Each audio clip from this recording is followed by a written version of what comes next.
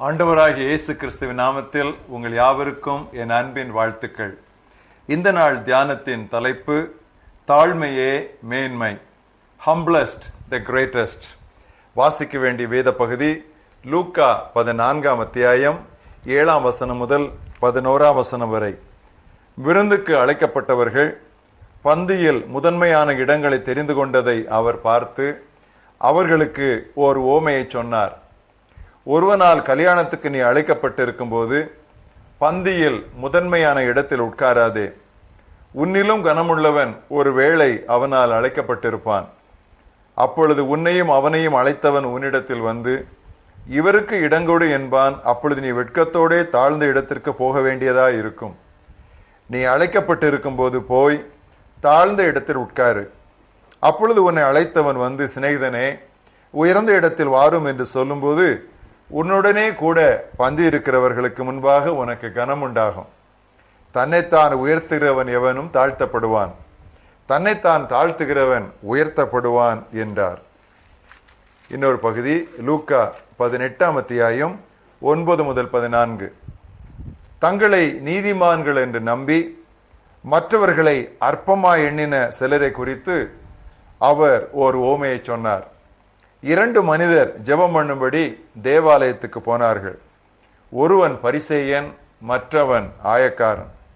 பரிசேயன் நின்று, தேவனே, நான் பரிகாரர், அநியாயக்காரர், உபச்சாரக்காரர் ஆகிய மற்ற மனிதரை போலவும் இந்த ஆயக்காரனை போலவும் இராததினால் உம்மை ஸ்தோத்திரிக்கிறேன்.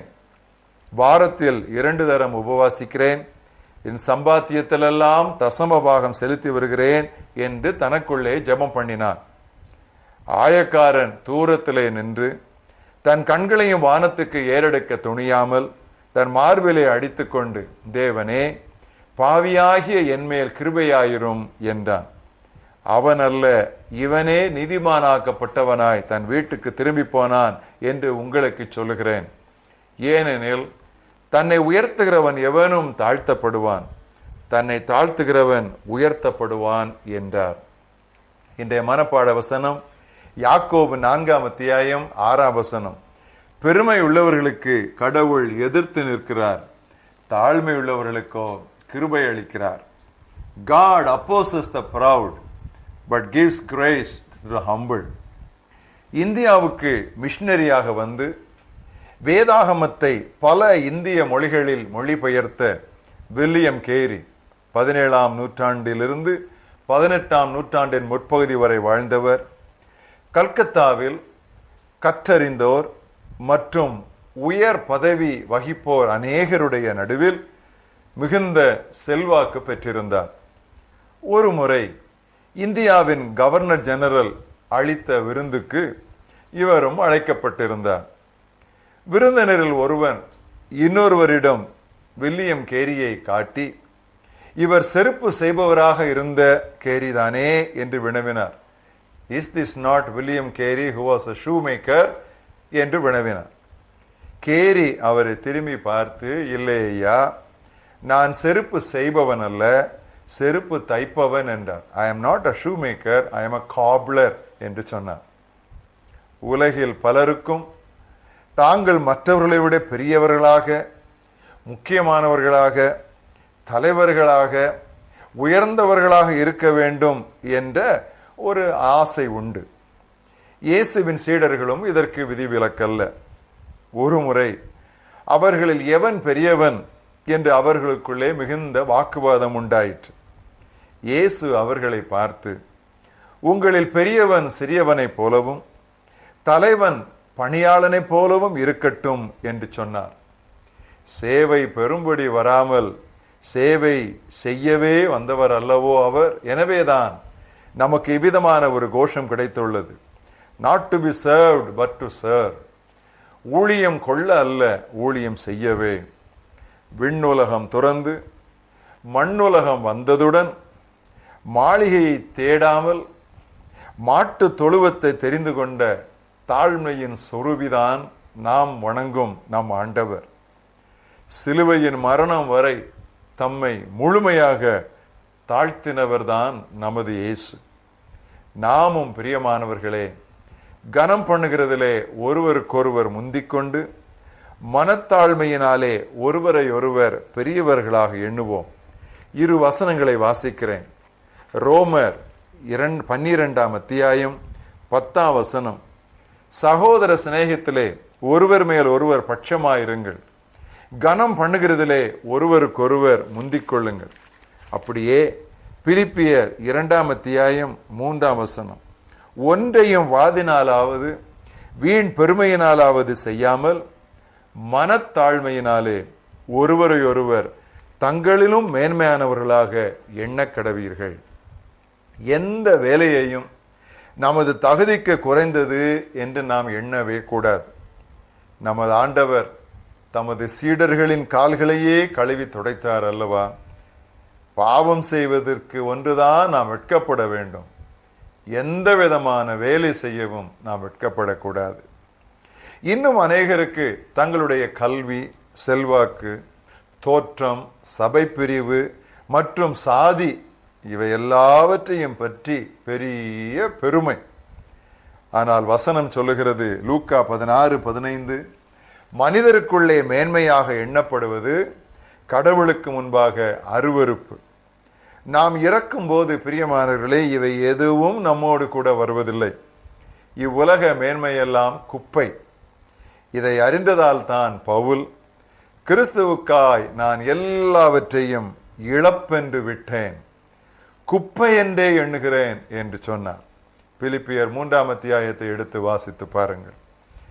தூய்மையாய் வாழ்வதும் தங்கள் சாமர்த்தியம் என்று தம்பட்டம் அடித்துக் கொள்ளும் சிலரும் இந்த உலகத்திலே, குறிப்பாக ஆன்மீக வட்டாரங்களிலே உண்டு.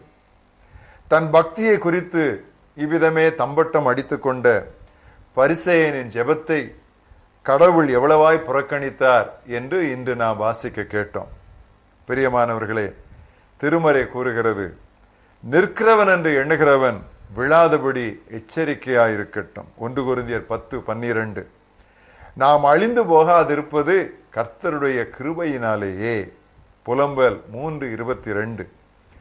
ஆவியில் எளிமையுற்றோர் பேறு பெற்றவர்கள், விண்ணரசு அவர்களுடையது என்றுதான் இயேசு தம்முடைய மலப்பிரசங்கத்தையே துவங்கினார். மேன்மைக்கு முன்னானது தாழ்மை என்கிறது நீதிமொழிகள் 15ஆம் அதிகாரம் 33ஆம் வசனம். ஆண்ட்ரூ முரே ஒரு பெரிய பக்தர், அநேக நூல்கள் எழுதி திருச்சபையை ஆசீர்வதித்தவர். மனத்தாழ்மை, ஹியூமிலிட்டி என்ற அவர் புத்தகத்திலே அவர் இவ்விதமாக எழுதி வைத்திருக்கிறார்.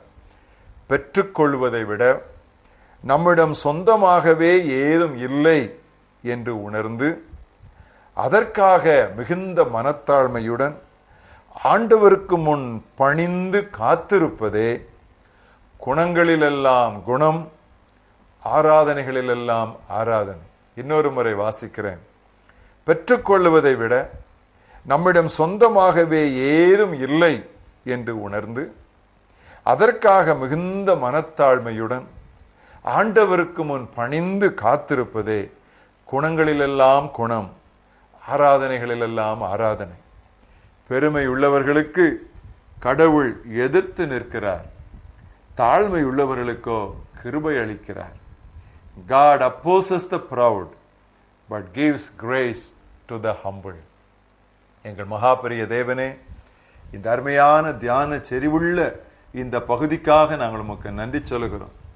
எங்களை அறியாத பெருமை, வேண்டுமென்றே எங்கள் மனதிலே உதிக்கிற அகம்பாவங்கள், இவை எல்லாவற்றிலிருந்தும் கர்த்தாவே இரக்கமாக நீர் எங்களை விடுவித்து உம்முடைய குமாரனாய் இயேசு கிறிஸ்துவை போல சிலுவை பரியந்தம், மரண பரியந்தம் தாழ்மையாய், கீழ்ப்படிதலோடு, பணிவாய், இணக்கமாய், மிருதுவாய் நடந்து கொள்ள கர்த்தர் எங்களுக்கு கற்றுத்தர வேண்டும் என்று நாங்கள் செபிக்கிறோம். நிற்கிறோம் என்று சொல்லி நாங்கள் விழுந்து போகாதபடிக்கு, நாங்கள் நிர்மூலமாகாதிருக்கிறது கர்த்தருடைய சுத்த கிருபையே என்று நாள்தோறும் நாடிதோறும் நாங்கள் அறிக்கையிட எங்களுக்கு கற்றுத்தார். கர்த்தாவே, இந்த நாளிலே நாங்கள் தியானித்த இந்த பகுதிக்காக நாங்கள் உமக்கு நன்றி சொல்லுகிறோம்.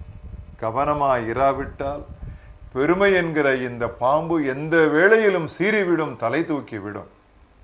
கர்த்தாவே, எங்களுடைய வாழ்க்கையிலே எழக்கூடிய அந்த பெருமையை குறித்து நாங்கள் தானே எங்களுக்கு ஒரு கட்டுப்பாடும் கண்டிப்பும் வைத்துக்கொண்டு, கர்த்தாவே, சேவை பெறுவதில் அல்ல, சேவை செய்வதில், ஊழியம் கொள்ளுவதில் அல்ல, ஊழியம் கொடுப்பதில் தீவிரமாய் இருக்க, எங்களை விட மற்றவர்களை நாங்கள் மேன்மையாக எண்ண, இப்படிப்பட்ட தெய்வீக குணத்தை கர்த்தர் எங்களிலே நீர் உருவாக்க வேண்டும் என்று நாங்கள் செபிக்கிறோம். தாழ்த்தி ஒப்பு கொடுக்கிறோம். உம்முடைய கிருபையை நீர் எங்களுக்கு நிறைவாய் தாரும். இயேசு கிறிஸ்துவின் நாமத்தில் பிதாவே, ஆமென்.